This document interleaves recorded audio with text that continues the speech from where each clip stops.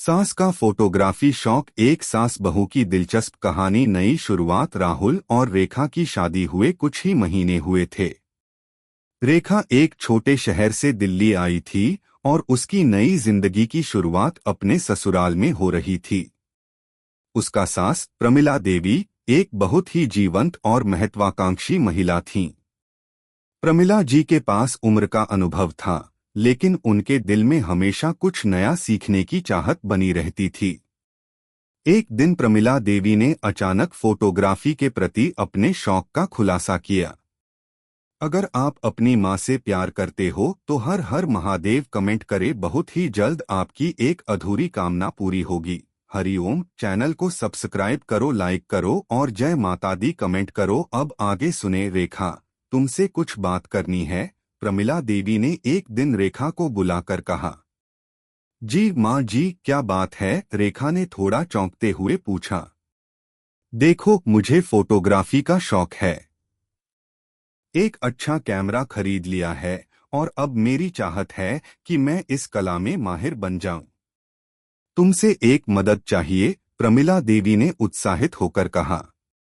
रेखा ने सिर हिलाते हुए जवाब दिया, बिल्कुल माँ जी, मुझे खुशी होगी। आप क्या चाहती हैं?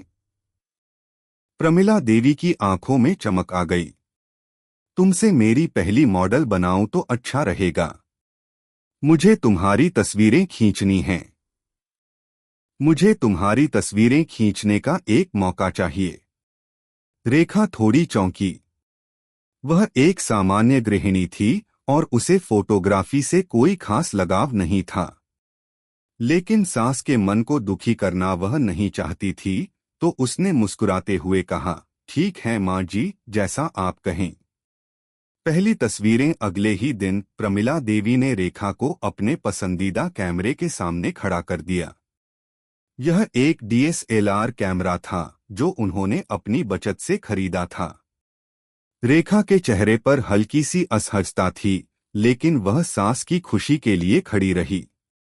अब मुस्कुराओ, थोड़ा स्वाभाविक दिखाओ, प्रमिला देवी ने निर्देश दिया। रेखा ने मुस्कुराते हुए कहा, माँ जी, मुझे नहीं पता ये क्या कर रही हूँ। बस जैसे मैं कहूँ वैसे करो। तुम देखोगी, तुम्हारी तस्वीरें बहुत सुंदर आएंगी, प्रमिला देवी ने उसे उत्साहित किया। रेखा ने अपनी सारी चेष्टाएं और चेहरे के हाव भाव अपनाए।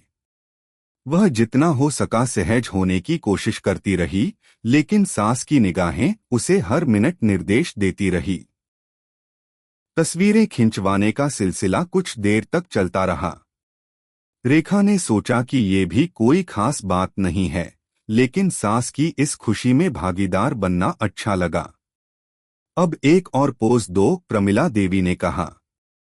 रेखा ने सोचा, ठीक है, क्या फर्क पड़ता है, एक और पोज दे देती हूँ। दिन भर की शूटिंग के बाद प्रमिला देवी ने कैमरे से तस्वीरें देखने का काम शुरू किया। वाह, कितनी सुंदर तस्वीरें आई हैं। तुम्हारा चेहरा तो बिल्कुल मोनालिसा की तरह है, प्रमिला देवी ने गर्व से कहा। रेखा मुस्कुराई, लेकिन वह अब थोड़ी थक चुकी थी।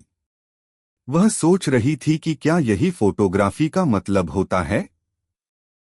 शूटिंग का दबाव दिन ब दिन प्रमिला देवी का फोटोग्राफी शौक बढ़ता गया। अब वह रेखा को अपनी मॉडल के रूप में खींचती रहती। सुबह सुबह वह रेखा को बाहर बगीचे में ले जाती और कैमरे में रेखा के कई कैंडिड शॉट्स खींचती। कभी वह कहती, कृपया थोड़ी चपलता दिखाओ, तो कभी थोड़ा और सिंपल लुक दो। रेखा का दिल भी थोड़ा घबराता, क्योंकि वह समझ नहीं पा रही थी कि वह क्या कर रही है। रेखा, तुमने ये कर्ली हेयर क्यों किया है? थोड़ी सी सादगी तो रखो, प्रमिला देवी ने एक दिन कहा। माँ जी, ये मेरा पसंदीदा लुक है, रेखा ने हल्के से कहा, लेकिन सास की सलाह पर उसे बदलना पड़ा। देखो, अगर तुम चाहो तो मैं तुम्हारी इन तस्वीरों को एक फोटो एल्बम बना सकती हूँ, प्रमिला देवी ने खुशी से कहा। ठीक है माँ जी, रेखा ने झेंपते हुए जवाब दिया। सास का यह शौक रेखा के लिए कभी कभी बोझ बन जाता था। वह खुद को कैमरे के सामने पोज देने से थकी हुई महसूस करती थी, लेकिन सास का प्यार और उम्मीदें उसे मजबूर करतीं।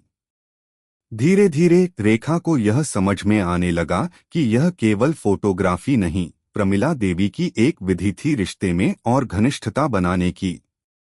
एक नई समझ। एक दिन रेखा ने प्रमिला देवी से सच्चाई साझा करने का फैसला किया। माँ जी, मुझे आपसे कुछ बात करनी है, रेखा ने धीरे से कहा। क्या हुआ बेटा? प्रमिला देवी ने चिंतित होकर पूछा। मुझे सच में फोटोग्राफी से बहुत कम लगाव है। मैं इसे उतनी दिलचस्पी से नहीं कर पाती जितना आप सोचती हैं। मुझे खेद है कि मैं आपके शौक के बारे में ज्यादा उत्साहित नहीं हूँ, रेखा ने ईमानदारी से कहा। प्रमिला देवी कुछ समय के लिए चुप रहीं।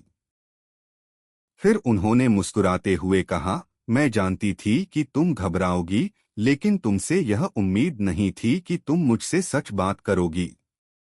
तुमने मुझे समझाया कि तुम एक अलग व्यक्ति हो और मुझे यह समझना चाहिए। रेखा के चेहरे पर राहत की लकीर आ गई।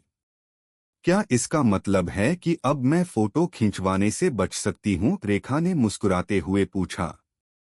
प्रमिला देवी हंसी। नहीं नहीं, तुमसे मेरी कुछ तस्वीरें तो खींचवानी ही होंगी, लेकिन अब मैं तुम्हारे आराम का भी ध्यान रखूंगी। रिश्तों की नई शुरुआत। अब प्रमिला देवी ने रेखा की इच्छाओं का और सम्मान करना शुरू किया। वह अब रेखा से केवल उन वक्तों में ही फोटो खिंचवाती थीं जब रेखा खुद इसे चाहती थी।